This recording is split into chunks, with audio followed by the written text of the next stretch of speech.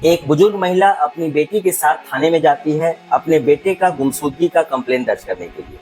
थाने में जाके वो कहती है कि उसका बेटा लगभग 10 महीने से मिल नहीं रहा है, उससे बातचीत नहीं हो रही है और जब भी प्रयास करती हूँ बात करने का तो बात नहीं हो पाती है। पुलिस वाले पूछते हैं कि 10 महीने इस बात को हो गए, अभी आप कंप्लेंट लिखाने आ रही है, क्या मामला है?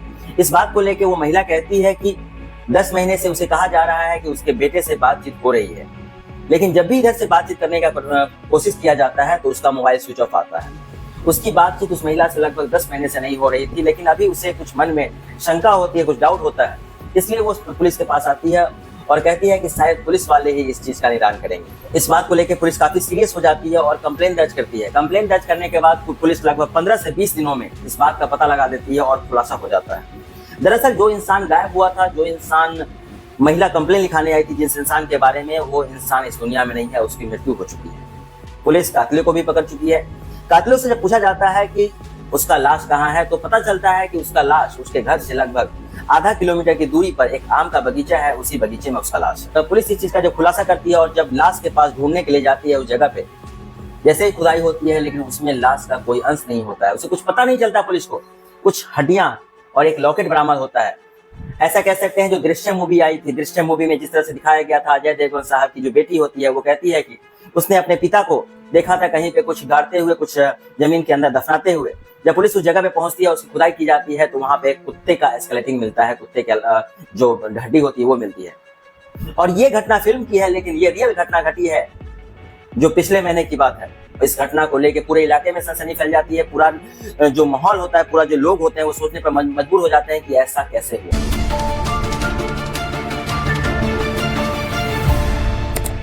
नमस्कार, प्रणाम, मैं प्रकाश, स्वागत करता हूं अपने चैनल में। आज की सच्ची घटना जो मैं आपको बताने जा रहा हूं, ये सच्ची घटना है कानपुर का। इससे पहले आपसे आग्रह है कि मेरे चैनल को लाइक करें, शेयर करें, सब्सक्राइब करें। आपका एक सब्सक्राइब मेरे लिए हिम्मत का काम करता है।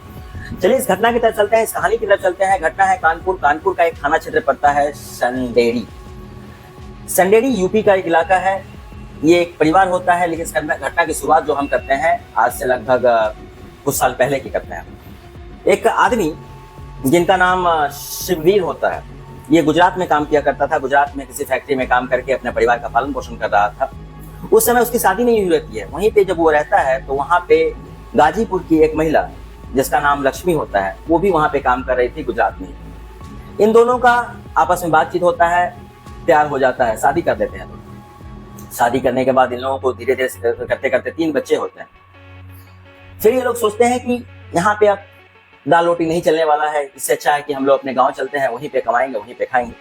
महिला भी तैयार हो जाती है, ये पुरुष भी तैयार हो जाते हैं और ये लोग गांव आते हैं। गांव आने के बाद ये लोग यहीं पे अपना काम धंधा स्टार्ट करते हैं। लगभग 7 साल पहले की बात है जब वो लोग गुजरात छोड़ के यहाँ गाँव आए थे।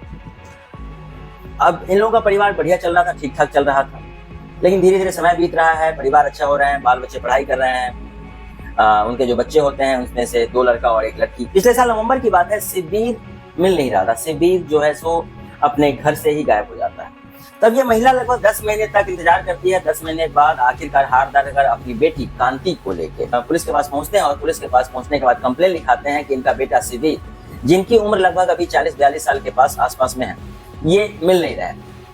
इनके बारे में जब डिटेल में पूछा जाता है कि वो कहाँ चले गए, कैसे हुआ, कब बातचीत हुई, तो ये बोलती है कि लगभग 10 महीने पहले से वो गायब है, उनका पता नहीं चल रहा है। तो पुलिस वाले पूछते हैं कि 10 महीने हो चुके हैं माताजी, अभी आप आई हैं कंप्लेंट लिखाने के लिए, क्या मामला है? वो ये जवाब देती है कि उनको यही कहा गया था कि 10 महीने से उनके जो बेटा है शिववीर, वो गुजरात में किसी फैक्ट्री में काम कर रहे हैं। पहले भी उधर ही काम करते थे। अचानक ही कंपनी की तरफ से फोन आया और फोन आने के बाद उनको अचानक ही रातों रात जाना पड़ा। अब इस बारे में पूछते कि ये बात आपको कौन बताया, तो वो बताता है कि उनकी जो बातचीत होती है उनके बहू से होती है। अभी भी शिववीर की बातचीत होती है, उसकी बहू से होती है, लेकिन जब भी ये इधर से फोन ट्राई करती है बहू, तो उनका फोन नहीं लगता, उनका फोन स्विच ऑफ आ रहा है। पुलिस वाले उसे समझा के भेजते हैं कि माताजी हो सकता है कि आपकी बहू सच बोल रही होगी, आपसे बात नहीं हो रही होगी, उनसे बातचीत हो रहा होगा। लेकिन महिला के दिमाग में कुछ चल रहा था। बोला कि नहीं, मुझे सर थोड़ा सा डाउट है, थोड़ा सस्पेंस है, इसको क्लियर कीजिए। अब ये गुमशुदगी का रिपोर्ट था लगभग 10-11 महीने पहले का।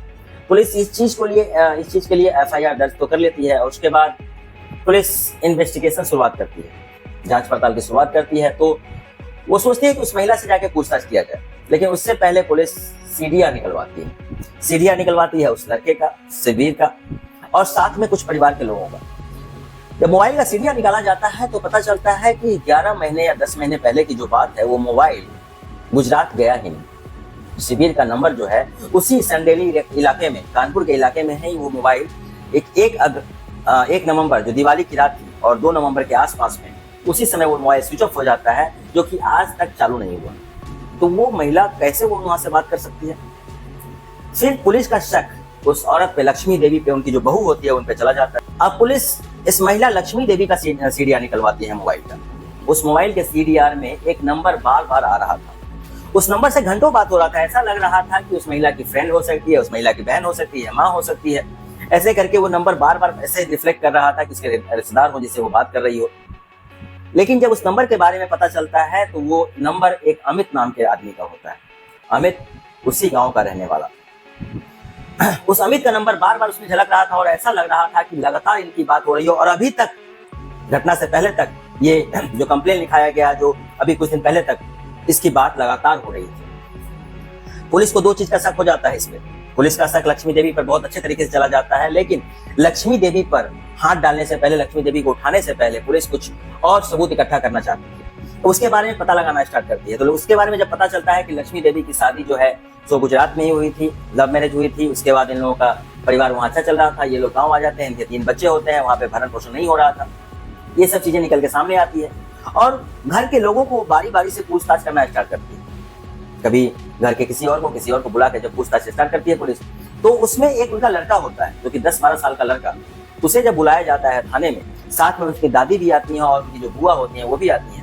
जब इस बच्चे से पूछा जाता है कि तुम अपने पिताजी के बारे में कुछ जानते हो, कुछ बता सकते हो, तो ये बच्चा कहता है जी सर, मुझे बहुत कुछ पता है इसके बारे में। वो कहता है कि दरअसल दिवाली की रात थी, 1 नवंबर 2024 की रात थी। उसके पिताजी पटाखे लेके आए थे। दिवाली का माहौल, खुशियों का माहौल। वो काफी खुश होता है पटाखे उड़ाने के लिए, पटाखे चुराने के लिए वो घर से बाहर जाता है दोस्तों के पास। रात को लगभग 10 साढ़े 10 बजे के आसपास में वो अपने दोस्तों के साथ घूम फिर के पटाखे उड़ा के जब घर आता है तो वो खाना खाता है। खाना पीना खा के सब लोग बैठ के बात कर रहे होते हैं। उनके परिवार में बहुत सारे सदस्य होते हैं उस समय जो सदस्य होते हैं, एक उनकी बहन होती है, उनकी दादी भी होती है, ये भी रहता है और परिवार के लोग रहते हैं और साथ में एक अमित नाम का लड़का भी रहता है। अमित जो कि वो उसका भाई। वो कह रहा था कि अमित जो है कि उनके फुआ का लड़का है, दूसरे बुआ का लड़का है और शिविर का भांजा लगेगा और उस औरत को मामी बोलने वाला। वो गांव के ही आसपास में रहने वाला, उनका लेकिन खास भांजा नहीं था। तो ये सब लोग उस परिवार में होते हैं। उनकी माँ चाय बना के लेके आती है। हालांकि सबको चाय दिया जाता है, इसे भी चाय दिया जाता है। चूंकि ये पहले से चाय नहीं पीता था, फिर भी इसकी माँ बोलती है कि कोई बात नहीं, आज पी लो। जैसे ही ये चाय का घूंट पीता है तो इसे काफी कड़वा लगता है। इस चाय को घूंट को वो छोड़ देता है और कहता है कि इस तरह की चाय, उसने पहली बार चाय पी थी तो उसे टेस्ट बहुत बेकार लग रहा था, तो उसने चाय को वहीं पे छोड़ दिया और दे दिया किसी को कि तुम लोग पी लो। फिर घर के सब लोग सोने चले जाते हैं। जब सो रहे होते हैं, रात के लगभग 12 या 1 बजे के आसपास में इसकी नींद खुल जाती है। चूंकि मैं एक बार आपको क्लियर बताता हूँ कि बहुत लोगों की नींद नहीं खुलती है। सारे के सारे लोग वो चाय को पिए हुए थे, इसमें वो नशे में थे और ये बच्चा का नींद खुल जाता है क्योंकि इसने चाय नहीं। नींद खुलने के बाद जब ये उठ के देखता है तो उसे लगता है कि कहीं कुछ ना कुछ शोर हो रहा है, शराबा हो रहा है। जैसे ही देखता है तो वो देख के दंग रह जाता है कि उसका वो भाई और उसकी माँ उसके पिताजी को कहीं ना कहीं लेके जा रहे थे। इस बात को लेके जब सब लोग पूछने लगते हैं, जो की दादी होती है कि तुमने इस बात को इतने दिन से छुपा के क्यों रखा, तुमने किसी को बताया क्यों नहीं, तो वो कहता है कि उस रात को जो उसने देखा था उसके बाद उसकी माँ उसको धमकी देती है और कहती है कि तुमने अगर किसी को ये बात कहा तो तुम्हारे साथ बहुत बुरा होगा, तुम्हारा भी यही अंजाम हुआ होगा जो तुम्हारे पिता का हुआ है, तुम्हें मार दिया जाएगा, तुम्हें दफना दिया जाएगा। और उसे वो धमकी मिलती है और उसे उस समय बहुत बुरी तरह से पीटा भी जाता है। इस बात को लेकर वो डर जाता है, वो रोने लगता है और रोते रोते अभी ये कहानी बता रहा होता है कि उसके बाद उसने अपने पिता को जब जाते देखा तो अपनी मम्मी से पूछताछ किया तो उसकी मम्मी ने धमकी दी, उसे मारा भी और मारने के बाद उसका दरवाजा घर बाहर से बंद कर दी। सब घर के सब लोग अंदर थे और उसके बाद इसको लेके चले जा रहे थे। उसका जो भाई होता है तो उसके पिता को पीछे से सर के बल पकड़े हुआ था, कांधे पकड़े हुआ था। उसकी माँ उसके पिता का पैर पकड़ी हुई थी और लेके उसके बाद कहाँ चले जाते हैं इस बात का पता नहीं। अब पुलिस के पास एक ठोस सबूत मिल चुका था। उसके बेटे ने एक बयान दिया था, इस बयान को रिकॉर्ड किया जाता है और पुलिस अब तुरंत अमित को पकड़ती है और साथ साथ उस महिला लक्ष्मी देवी को पकड़ा जाता है, जो कि दोनों रिश्ते में मामी भांजा का रिश्ता। उसे पकड़ के लाया जाता है और पुलिस जब कहते हैं ना कि अच्छे तरह से पूछताछ की कानपुर पुलिस, यूपी पुलिस अच्छे तरीके से जो पूछताछ की अपने तरीके से, तो ये लोग एक एक बात बोलना स्टार्ट करते हैं। अमित कहता है उसका जो है उसकी मामी के साथ संबंध है। आज से नहीं, बहुत पहले से संबंध है।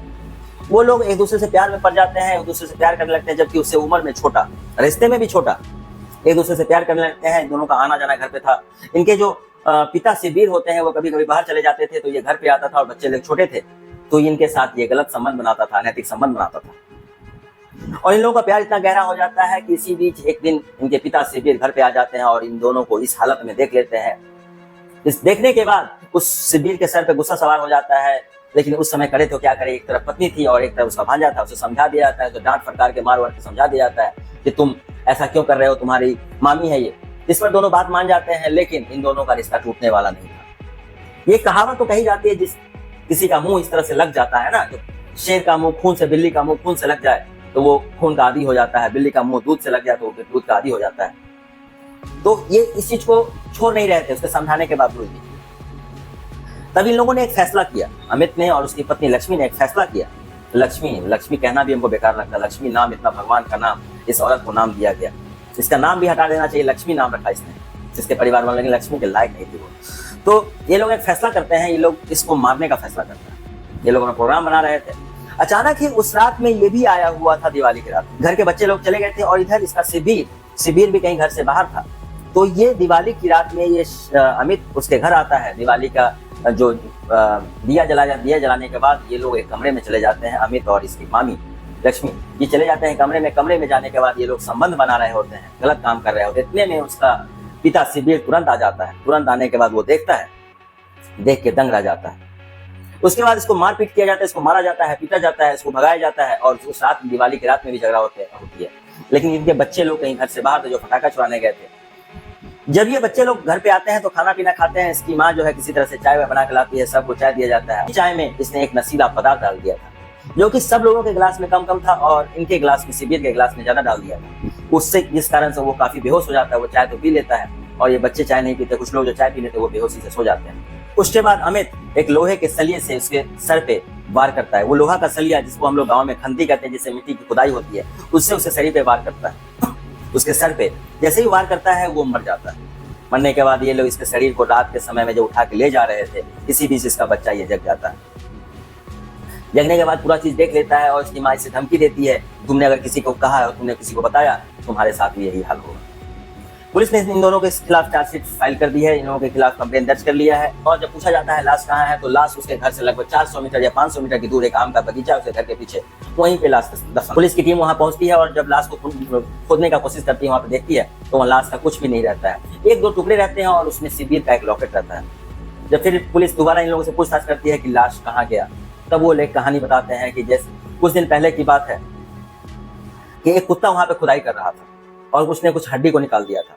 और वो लोग इससे पहले एक भी काम और भी करते हैं कि लाश को तो वो पता ना चले, किसी को पता नहीं चलने के कारण वो लोग लगभग 12 बोरियां नमक की जाके उसमें डालते हैं। हर रात कुछ ना कुछ खुदाई करके नमक डाल के फिर छोड़ देते हैं। फिर हर रात दूसरे रात में जाके फिर नमक डाल के खुदाई कर देते हैं। ऐसे करके वो लाश को गलाने का कोशिश कर रहे थे। फिर उनकी नजर एक दिन पड़ती है कि लाश का कुछ टुकड़ा जो है हड्डी वड्डी बाहर निकल के आ गया हुआ है, जो कि कुत्ते ने खुदाई करके निकाला था। बार बार वहां खुदाई करने के कारण कुत्ता भी जान जाता, कुत्तों के उसकी बदबू या खुशबू कह सकते हैं कुत्ते के लिए, जो वो खन के वहां से खुदाई करके कुत्ते का जो निकालता है, वहां का हड्डी निकालता है। तो ये लोग डर जाते हैं कि हो ना हो कि ये लोग पकड़े जाएंगे। तो फिर ये लोग एक रात में क्या करते हैं कि जाके सारा का सारा लाश जो है, सारा का सारा हड्डी जो है वो निकाल के स्केलेटन उसको ले जाके एक नहर में प्रवाह कर फेंक देते हैं। उसमें कुछ हड्डियां बच जाती है, एक लॉकेट बच जाता है। तो ये सब बातों का खुलासा इन्होंने किया। अब पुलिस इनके खिलाफ चार्जशीट दायर करती है। लाश तो मिलता नहीं है, लेकिन जो ही सबूत मिलता है उसके बेटे के सबूत के आधार पे उन लोगों के खिलाफ मजबूत से मजबूत कागज बनाया जाता है, मजबूत से मजबूत चार्जशीट डाल किया जाता है। अभी इन लोगों का मामला कोर्ट में चल रहा है और लोगों का कहना है, गांव के लोगों का सबका कहना है कि इनको बहुत कड़ी से कड़ी सजा मिलनी चाहिए। ये कहानी क्या सुनाऊं आपको, आजकल जो ये पिछले 1.5-2 सालों से चल रहा है, पतियों के मरने का सिलसिला, पत्नियां जो मार रही हैं, ये सिलसिला खत्म होने का नाम ही नहीं ले रहा। आज की कहानी कैसी लगी मुझे जरूर कमेंट करके बताएं। अगर कोई सुझाव हो तो उसको कमेंट करके बताएं। कहानी अच्छी लगी तो मेरे चैनल को सब्सक्राइब करें, लाइक करें, शेयर करें। जय हिंद।